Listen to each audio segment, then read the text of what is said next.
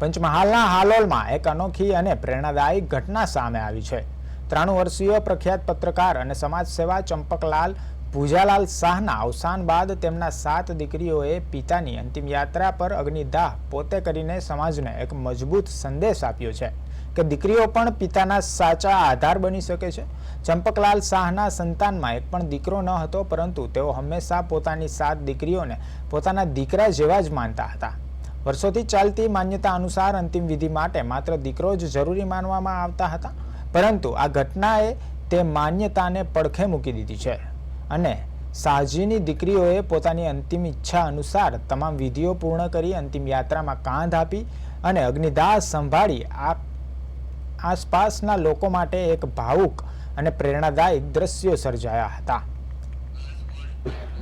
પંચમહાલ જિલ્લાના હરોડ ગામના મૂળ વતની ચંપકલાલ પૂજાલાલ શાહ જેઓ લોકસત્તા જનસત્તાના પીઢ પત્રકાર હતા, તેમનું 92 વર્ષે આજે તેમનું નિધન થયું છે। બહુ દુઃખદની વાત થઈ છે।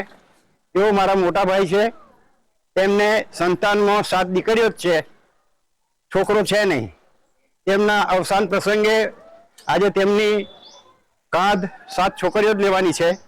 તો મારી વિનંતી છે કે એમની દીકરી બેન કિરણાબેન આપણની સમક્ષ એમની થોડી વાચા વેદના રજૂ કરશે। બહુ દુઃખદ અવસાન થયું છે અને છોકરો ના હોવાથી 7 દીકરીઓ કાંધ લઈ અને સ્મશાને પહોંચશે। આજરોજ તારીખ 13/3/26 રોજ અમારા પિતા શ્રી ચંપકલાલ પૂજાલાલ શાહનું દુઃખદ અવસાન થયેલ છે, જેમનું સ્વભાવ મિલનસાર, હસમુખો, એકબીજામાં ભળી જવાનો, જેમ દૂધમાં સાકર ભરે એમ ભળી જતા હતા। એમને 7 દીકરીઓ જ હતી। તેમનો જન્મ 31/7/34 રોજ થયેલો હતો। તેમનું મૃત્યુ 13/3/26 રોજ થયેલ છે। જેઓએ 92 વર્ષનું જીવન જીવ્યું છે, પણ જીવન એવું જીવી ગયા કે બધાના હૃદયમાં ભળી જાય એવું। એમને 7 દીકરીઓ જ હતી। 7 દીકરીઓ પણ એટલી બધી હળીમળી નહીં રહે છે અને માતા પિતાની બાપની સેવા કરવામાં પણ કમી નથી રાખી।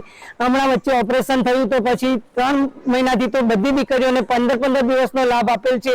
બધી દીકરીઓને જે 15 દિવસ રહ્યા તો ખૂબ જ આશીર્વાદ આપેલા છે। ખૂબ જ બધાના માથે હાથ મૂકીને પણ ખૂબ આશીર્વાદ આપેલા છે। છેલ્લા 4 દિવસથી અમદાવાદ હોસ્પિટલમાં દાખલ કરેલ હતા, જીસીએસ હોસ્પિટલમાં, જ્યાં મારો દીકરો અંકિત તનતોડ મહેનત કરેલ છે આગળની બચાવવા માટે।